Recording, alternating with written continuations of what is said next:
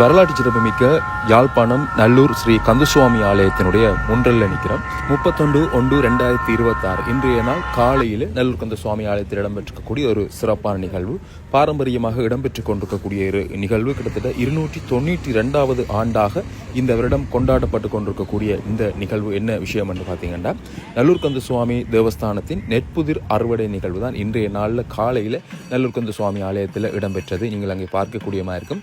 ஆலயத்தின் உள்ளே இருந்து நெற்கதிர்களை கொண்டு வருவதற்காக அங்கே பெட்டகங்கள் சுமந்து வரக்கூடிய அந்த காட்சிகளை பார்க்குறீங்க. அப்படியாக இன்றைய நாளில் இந்த நிகழ்வு காலை 7 மணி அளவில் ஆரம்பமானது.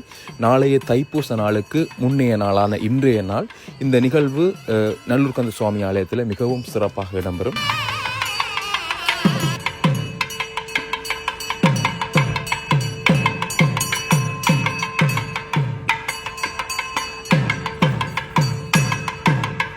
தைப்பூச தினத்திற்கு முதல் நாள் கொண்டாடப்படும் புதிர் தினம் என்னும் இந்த பாரம்பரிய நிகழ்வில் தேவஸ்தான அறங்காவலரும் சிவாச்சாரியாரும் முதலாவது புதிரை அறுவடை செய்ய தேவஸ்தானத்திற்கு சொந்தமான மரவன் புலவில் உள்ள வயலுக்கு செல்வார்கள். இப்பொழுது நீங்கள் அங்கே பார்க்கக்கூடிய காட்சி அதுதான்.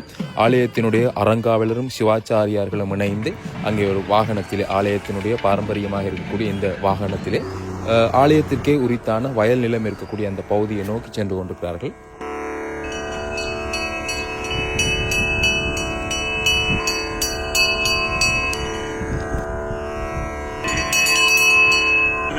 அப்படியாக அங்கே அந்த வயல் நிலத்திலே பூஜைகள் இடம்பெற்று அறுவடை செய்யக்கூடிய அந்த காட்சிகளை நீங்கள் பார்க்கலாம்.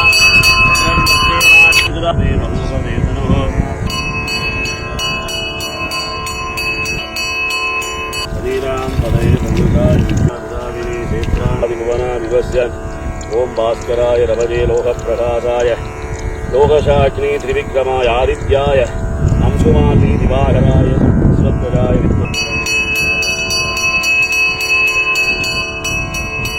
திருச்சிற்றம்பலம்.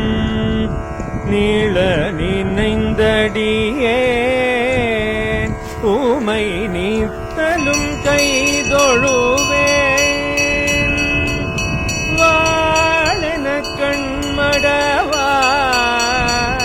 அவள் வாடி வருந்தாமே கோழிலியம் பெருமான் குண்டையூர் சில நெல்லு பெற்றேன் நல்லூரில் சில நெல்லு பெற்றேன் ஆளிலையம் பெருமான் அவை அட்டி தரப்பணியே.